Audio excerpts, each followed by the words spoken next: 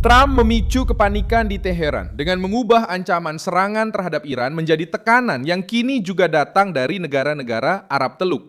Pada hari Selasa, 19 Mei 2026, Qatar, Arab Saudi, Uni Emirat Arab, Kuwait, dan Bahrain menjadi pusat krisis. Setelah memperingatkan bahwa garda revolusi tidak bisa menyeret seluruh kawasan ke dalam perang yang dipicu oleh pemerasan, rudal, drone, serta ketakutan terhadap minyak dan energi. Trump menahan serangan selama beberapa hari, tetapi tidak mundur. Dia membuat militer Amerika Serikat tetap siaga, terus mengancam Teheran, dan memaksa rezim Iran menghadapi kenyataan yang pahit. Garda teroris mungkin bisa saja mencoba tampil sebagai kekuatan, tapi sekarang mereka tahu bahwa setiap provokasi terhadap Washington juga bisa berujung pada keretakan dengan negara-negara Arab tetangga yang tidak mau lagi menjadi tameng bagi petualangan Iran. Saya akan segera menceritakan semuanya kepada Anda. Tapi sekarang, Anda pasti ingin berlangganan saluran ini agar tetap mendapatkan informasi terbaru, informasi secara real time, dengan kualitas jurnalistik terbaik yang pernah ada. Dengan standar kredibilitas, Milson Alves. Terakhir kali, negara-negara Arab Teluk bersatu melawan Iran adalah saat Perang Iran-Irak. Antara tahun 1980 dan 1988. Ketika pemerintah Teluk mendukung Baghdad untuk menahan penyebaran revolusi Islam Iran. Royal United Services Institute mencatat bahwa orang-orang Arab Teluk mendanai upaya perang Irak. Sementara Ensiklopedia Britannica menunjukkan bahwa konflik tersebut berakhir ketika Iran menerima resolusi 598 PBB yang menuntut gencatan senjata dan penarikan ke perbatasan yang diakui. Penghinaan itu begitu berat, sehingga pada Juli 1988, Ayatollah Khomeini sendiri mengatakan bahwa menerima gencatan senjata lebih buruk daripada meminum racun, menurut catatan Los Angeles Times pada masa itu. Itulah sebabnya peringatan dari negara-negara Arab saat ini sangat membebani Teheran. Ketika Teluk menutup diri terhadap rezim Iran, biasanya akibatnya sangat mahal bagi para Ayatollah. Trump tidak mencabut ancaman itu. Dia hanya membuka jendela negosiasi yang singkat, sambil tetap menjaga militer Amerika Serikat siap bertindak jika Iran tidak menerima kesepakatan yang dapat diterima. Gedung Putih menyampaikan penundaan tersebut sebagai bentuk penghormatan kepada sekutu-sekutu di Teluk, tetapi tekanan sebenarnya jatuh pada Teheran. Ketika para pemimpin Arab meminta Washington untuk menahan diri selama beberapa hari, mereka juga sedang memberitahu Iran bahwa kawasan ini tidak menerima jika harus terseret dalam petualangan garda revolusi. Poin yang mengguncang Teheran sangat sederhana. Iran sekarang tidak hanya berurusan dengan Amerika Serikat saja. Sekarang Iran juga harus memperhatikan Qatar, Arab Saudi, Uni Emirat Arab, Kuwait, dan Bahrain. Negara-negara yang tidak ingin melihat kilang minyak, terminal gas, pelabuhan, bandara, dan fasilitas militer mereka menjadi sasaran balasan. Garda revolusi mencoba mengubah ancaman menjadi kekuatan, tetapi akhirnya justru menakuti bahkan negara tetangga yang sebelumnya berusaha menjaga saluran dialog tetap terbuka. Trump memanfaatkan pergerakan ini untuk keuntungannya. Dengan menunda serangan, dia menempatkan negara-negara Arab di pusat krisis dan menegaskan bahwa keputusan akhir tetap berada di Washington. Iran mendapatkan beberapa hari tambahan, tetapi tidak mendapatkan keamanan. Teheran sekarang harus memutuskan apakah akan bernegosiasi dengan izin atau menyerahkan tanggung jawab kepada garda teroris untuk melakukan eskalasi yang bisa membakar Teluk dan semakin mengisolasi rejim tersebut. Informasi yang beredar menunjukkan bahwa percakapan Trump dengan para pemimpin Arab terjadi sesaat sebelum pengumuman tentang penundaan operasi tersebut.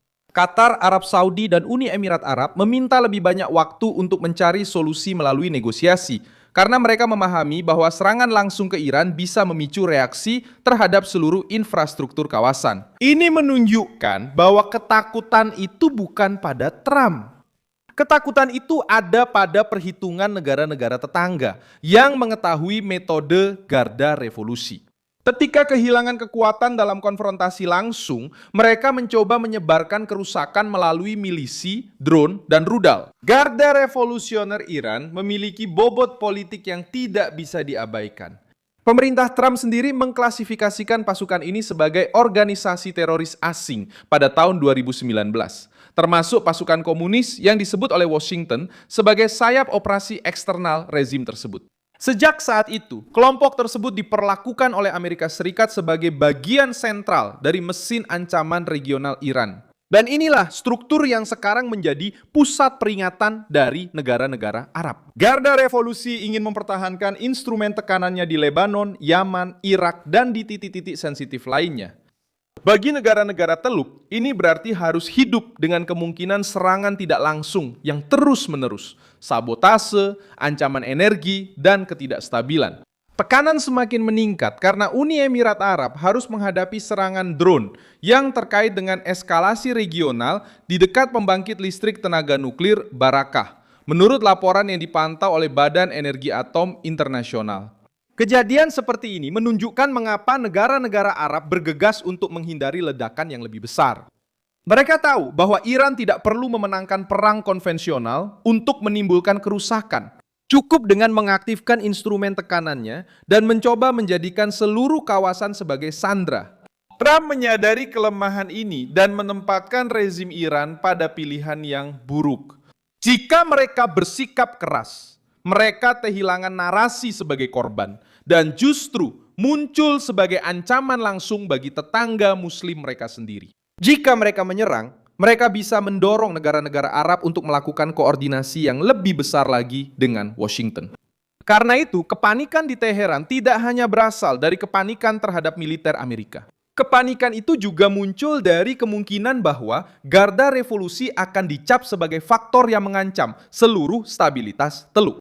Sementara itu, di dalam Amerika Serikat, sekutu Trump yang lebih garis keras mendorong respon yang lebih tegas terhadap rezim Iran.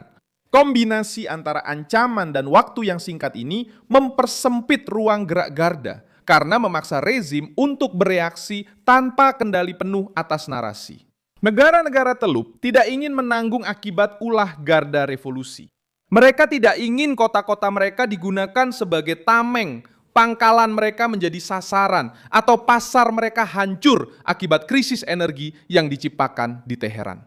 Peringatan terakhir, pada kenyataannya ditujukan kepada garda teroris. Setiap provokasi terhadap Amerika Serikat bisa berbalik menyerang Iran sendiri, karena kesabaran di kawasan ini sudah mulai habis. Trump juga mendapatkan ruang politik dengan tampil sebagai pemimpin yang mendengarkan sekutu sebelum bertindak. Dia menahan serangan, tapi tidak mencabut ancaman itu. Dia memberi beberapa hari untuk negosiasi, tapi tetap menjaga komando militer siap siaga. Dia membiarkan pihak Arab mencoba mencegah pecahnya konflik. Tapi dia menegaskan bahwa Iran tidak akan diberi kebebasan untuk melanjutkan ambisi nuklir, pemerasan regional, dan milisi bersenjata seolah-olah tidak terjadi apa-apa.